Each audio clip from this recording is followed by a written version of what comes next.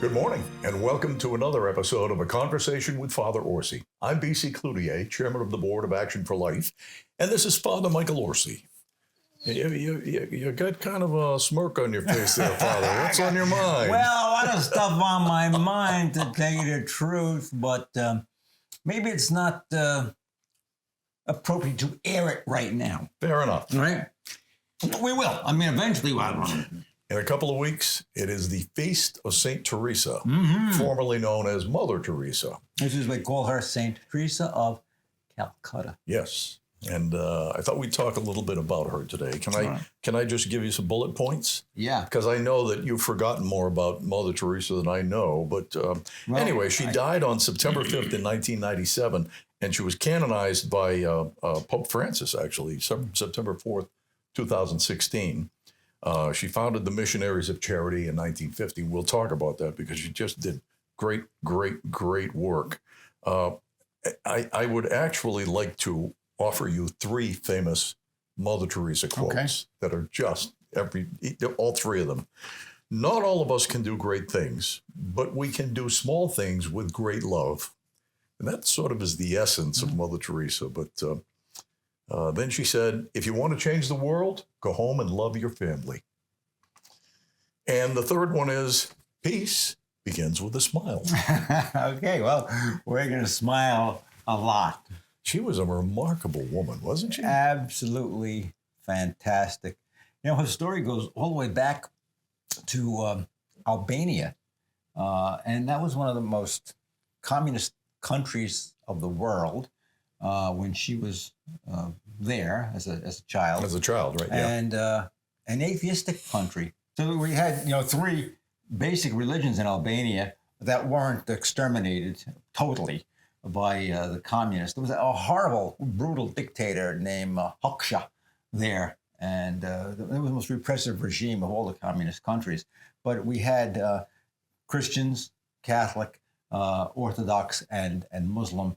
And Mother Teresa, I think now her area is separated from Albania, as it was once known, into Macedonia. So she comes from Macedonia. And she joined as a young girl, I think she was only 16. She joined a religious order. And they were a teaching order. And she taught school for many years. Now, after that, she's beginning to get promptings by the Holy Spirit, telling her that her life had to change and that she was going to be serving the poor. And she did. And I think that she was inspired by what she saw in Calcutta. I read that she visited and then she decided to immerse herself. It wasn't enough to serve these poor, destitute people. Right. She wanted to live amongst them as them. Yeah. So she gave up everything, any creature comfort at all. And, she had to get dismissed by her order. She was with these religious sisters. I forget the name of the order, but she had to ask them permission to leave and then to begin the work of the Sisters of Charity, missionaries of Charity. And she began simply by going out into the streets and caring for the most destitute of people, those people who were laying in the streets. Right. Some of them just filled with maggots, no food, no care, no bed, simply laying on the streets. And she began to tend to them. Let's back up for a second. If I remember right, she had to get the Pope's blessing to do what she was doing, right? Yes. Once she got the order to release her, then the Pope had to at least allow it, if not bless it. Right. And that began her mission. Her mission, Yeah. And it began to grow. I mean, as I said, she's just picking people up off the streets and cleaning them. There's one story it really touched me very deeply. The man had absolutely nothing at all. He was dying. He didn't have long to go. And Mother Teresa was cleaning him and feeding him. And he said to her, Mother, he said, I'm not a Christian. I've had nothing in this life. He said, I lived the life of a pauper. but because of you, I'm dying like a king. Wow. I mean, how do you like that? And then people see what Mother is doing, and she attracts vocations. She didn't have to have any big, like Madison Avenue type campaign. Young women just said, I want to do this. Right. They discerned that they should be part of Mother Teresa's ministry. Yeah. I think, the thing that we learn mostly is that when people see goodness and holiness, they want to share in it, no matter how hard it may be. And they live hard lives. These sisters do not have any luxury at all. They wear what's called a sari, and we recognize that habit where Mother she's kind of wrapped. It's like Indian, is an Indian kind of an outfit from India, and it's white with blue. And I think they have 2 each, one to wear and one to wash. Yeah. Now, let me tell you this part of the story too. The congregation, her missionaries of charity, they've grown throughout the world. There's even priests of charity now that are part of her organization. They wanted to, they were invited by Cardinal O'Connor in New York to open a house in Harlem. So Mother said, all right, we're going to open a house in Harlem. Now, the Cardinal was just a great guy. I knew Cardinal O'Connor personally. He was a great pro-life guy. I mean, he did some really wonderful things. He was concerned for the poor. And there was an old convent in Harlem. And I went to it. I'll tell you that story later on. I went to that house, and believe me, it's not any kind of a upper end type neighborhood. Well, particularly in those days. Yeah. All right. So he fixes it all up, and he puts carpets in there, and chairs and table. He makes it nice for the sisters. So Mother gets there with the sisters, and she looks around, and she says, "We can't have this. They got rid of the carpets. They got rid of the chairs. Yeah. That was just too much elegant living for them, and they opened up in Harlem. Many years later, well, not too many years later, after that, the great Cardinal was in New York during the 80s. I went to graduate school, and somebody asked me, would you be able to say Mass for the sisters? What sisters? Missionaries of Charity there in Harlem. Wow. And I think it was 125th Street, if I'm not mistaken. But I lived near Columbia University. And I said, I'd love to say Mass for the sisters. It was very early in the morning, which was fine with me, except, when you're young, you're not as cautious as you are when you're older. And I walked from Columbia, which is about 116th Street, up to 125th Street, early in the morning. Through Harlem. Through Harlem. This was in the 70s, Father? 80s. Late okay. 80s. Okay. Right? And I'm thinking to myself, I don't know if this is a good idea, But anyway, I did, and I went to say Mass for the sisters, and wonderful. There's no pews, there's no kneelers. I mean, they're sitting on the floor, and they're kneeling on the floor. And I made a big mistake. I said, sisters, I'd like to have a picture with you, and that way I could show my people in New Jersey who you are, and I'm sure that they'll be very generous. We're not allowed to do that. They could not have any pictures taken. Really? Anybody that gives anything, it's not because they ask to give. It's not because they're prompted to give. It's because they give out of the goodness of their heart simply by hearing what the sisters do. So they wanted no publicity. No. Nope. Isn't that ironic? And because at the end of her life, Mother Teresa was just probably more famous than almost anyone on the planet. Yeah, but she never asked for money. She never asked for money. It just came. It just came. It's like God's money. This money, you just know that it's meant for doing God's work. And Mother established communities all over the world. And I have never, been so moved by a religious community as by the Missionaries of Charity. And they continue to thrive today. Let me tell you, folks, another story. In 1976, I was newly ordained, right? And that's right. Next year is your 50th anniversary of ordination, right? Are you coming? Absolutely. I hope so. I wouldn't miss it for the world. All right. Anyways, they had in Philadelphia at that time the Eucharistic Congress.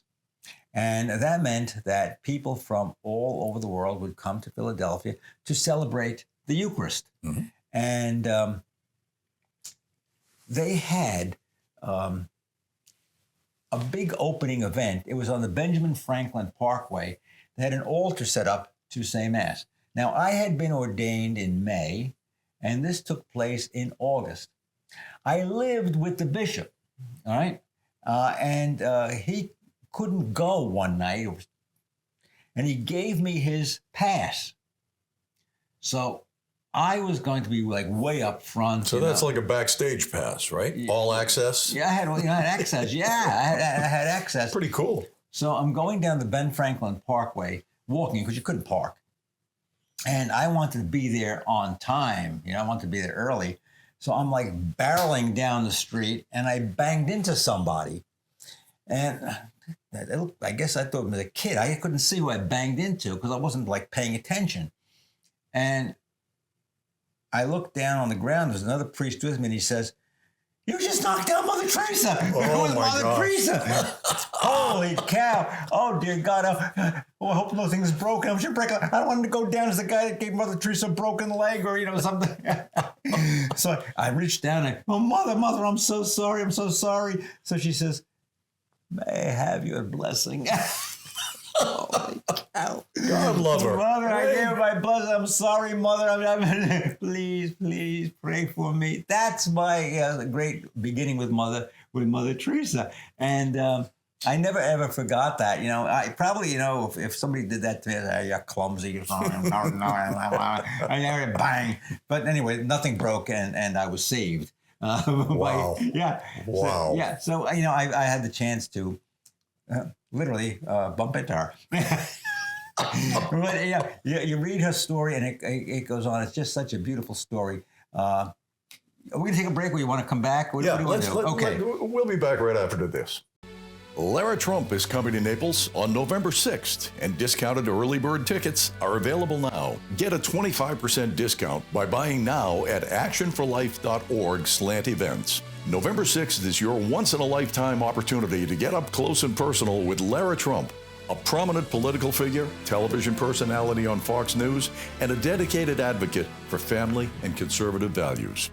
Enjoy elegance, education, and enlightenment as Action for Life presents the Golden Age Gala. Watch Lara Trump and Father Michael Orsi engage in a highly anticipated dialogue on stage at the beautiful Naples Grand Beach Resort. Make your reservation now for the Golden Age Gala featuring Lara Trump, Thursday, November 6th. The Golden Age Gala promises to be an evening to remember as we gather to recognize and uphold the sanctity of life. Get your discounted tickets today at actionforlife.org/events.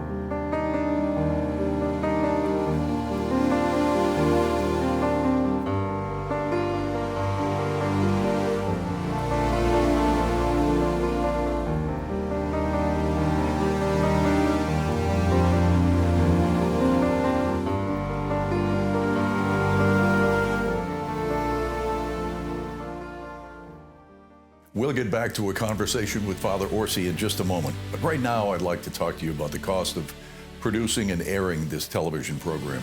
which amounts to about $3,000 per episode. Now that includes the production costs and the airtime, but $150,000 a year is a pretty big hill to climb. And I'm here to ask for your help. We think that you enjoy the program, at least that's what we hear. The board of directors believes that this is a very good investment. I hope you feel that way too, obviously. What I'd ask for is that you consider contributing to actionforlife.org. You can go online, you can contribute once, you can contribute on a monthly basis, and we are more than glad for either. Whatever's appropriate in your circumstances. But again, please go to actionforlife.org and make a tax-deductible contribution to keep a conversation with Father Orsi on the air. Thank you so much, and God bless to you and yours. Ladies and gentlemen, we hear a lot today about society redistributing the goods of the people who work for those goods. We are called to work. Jesus was a worker himself. He was a carpenter. The apostles, they worked. They were fishermen. They never thought of themselves as being entitled to anything. As a matter of fact, St. Paul says, I'm a tent maker. I'm not going to impose on anybody. I'm going to work with my own hands. And a lot of people have forgotten that today. We are called to work, to use our natural gifts, to use our talents, to use our minds, and sometimes to use our backs to do the work that is going to provide a living for us and for our families. When we don't work, we diminish ourselves. There's no sense of satisfaction, accomplishment, no sense that we have put our time, our effort, and our sweat into providing for ourselves and for our families. So, ladies and gentlemen, let's think about what that means. It doesn't just simply mean taking a salary.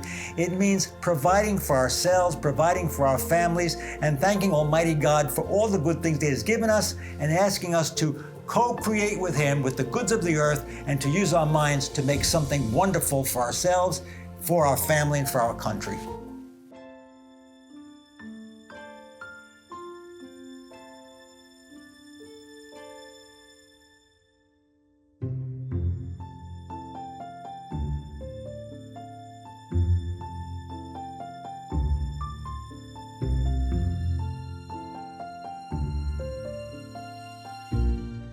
Welcome back to A Conversation with Father Orsi. I'm BC Cloutier. Today we're talking about Saint Teresa of Calcutta, formerly known as Mother Teresa. And Father, I was looking at my notes on the break, and Mother Teresa, of course, is just an amazing human being. But she, as we know, she emphasized the value of every single human life. And she was especially dedicated to those who were cast aside by society. And she said about those people, every one of them is Jesus in disguise. Yeah.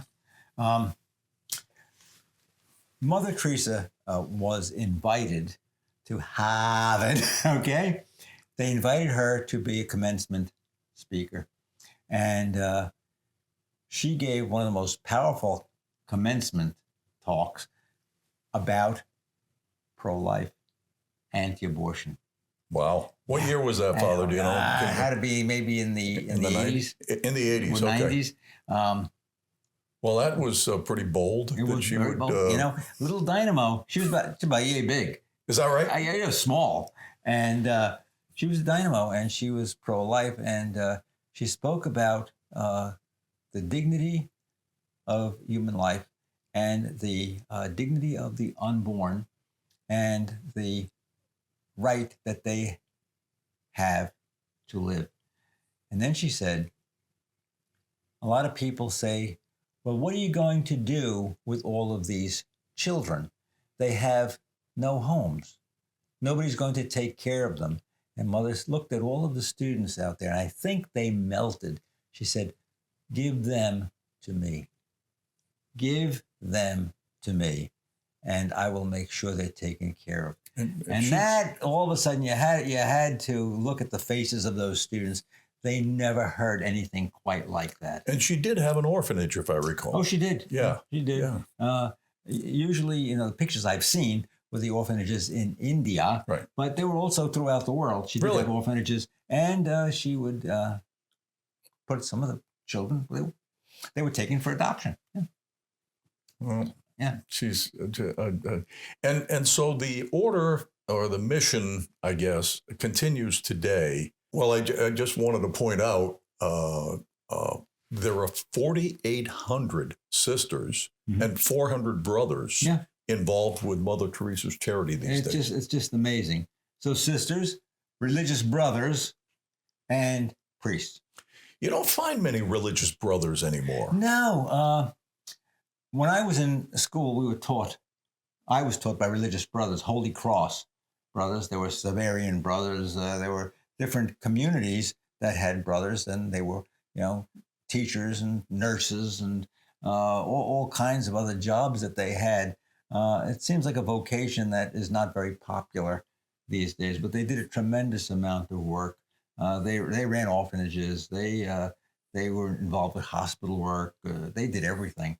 And they were great educators. I had them. They were great educators. Yeah, there was a parish where I grew up, not mine, but they had brothers. We had all just sisters.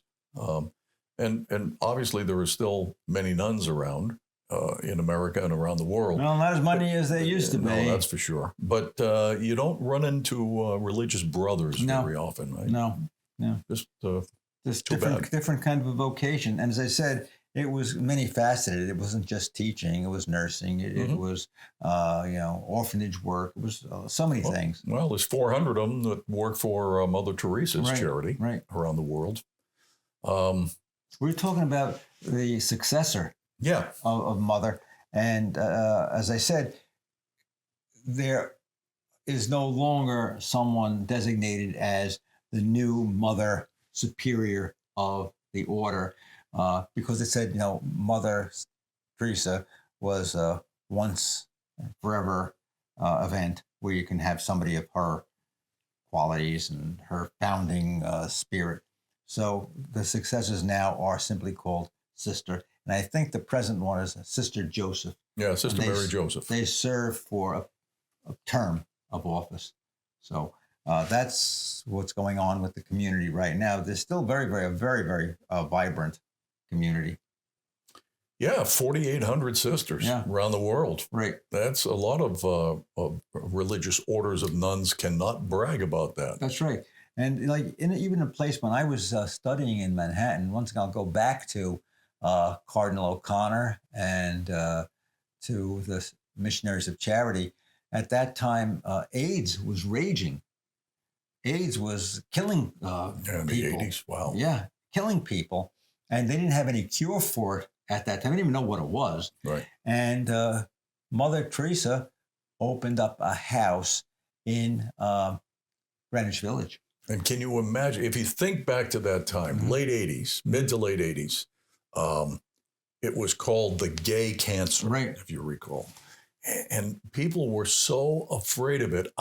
In my mind, in my recollection, it dwarfed the pandemic. Yeah. People were afraid to even get close to a gay person because they might have gay cancer. Right. And here's, Mother Teresa diving right in. They were right there. Those sisters were right there. They opened the house, I said, in Greenwich Village, and they took in those people who were dying of AIDS. Let me tell you something, folks. I have seen a lot. Unfortunately, a lot of people who are sick and dying. Sure. But when it came to AIDS, it was the worst I had ever seen. And those sisters went into that hospital, or that it was like a hospice. It was a hospice, and they took those men and they treated them as if they were the most precious of God's children. They fed them and they bathed them. What? They did it. They did it. Now I'll tell you one other thing. Cardinal O'Connor went too. Cardinal O'Connor went in the middle of the night, and he helped them take care of the AIDS patients. God bless him. Yeah, a great man. Now, the interesting thing about this work amongst the AIDS patients is many of them were of a homosexual bent, and although there were some cases that I ran into hemophiliacs. Or people injecting, and they were indiscriminate in who they shared a needle with, or they got infected by taking care of child born with AIDS in the hospital. And I ran across those cases. And in certain instances, because of a simple blood transfusion. Exactly, exactly. And Cardinal O'Connor, he was, very, very clear about the teachings of the church regarding homosexuality is not acceptable way of behaving. And as a matter of fact, it was so much hostility toward the cardinal that a large number of homosexual persons came to St. Patrick's Cathedral, stood on the pews, and stamped their feet, and they threw the Eucharist on the floor. Right? That's how bad it was, because the cardinal took a stand and he said, this is not acceptable, and this is not what Christ expects of human beings, how they should behave sexually. Made a lot of enemies. But who was there in the middle of the night taking care of them? It was Cardinal O'Connor. Look, I admit, I have a great affection for Cardinal O'Connor. I knew him. He was a friend of mine. When he passed away, his sister gave me his picks. Picks is where you put the hosts to make sick calls. Wow. And I was never so touched in my life. And there's a little book that I wrote. It was a small book.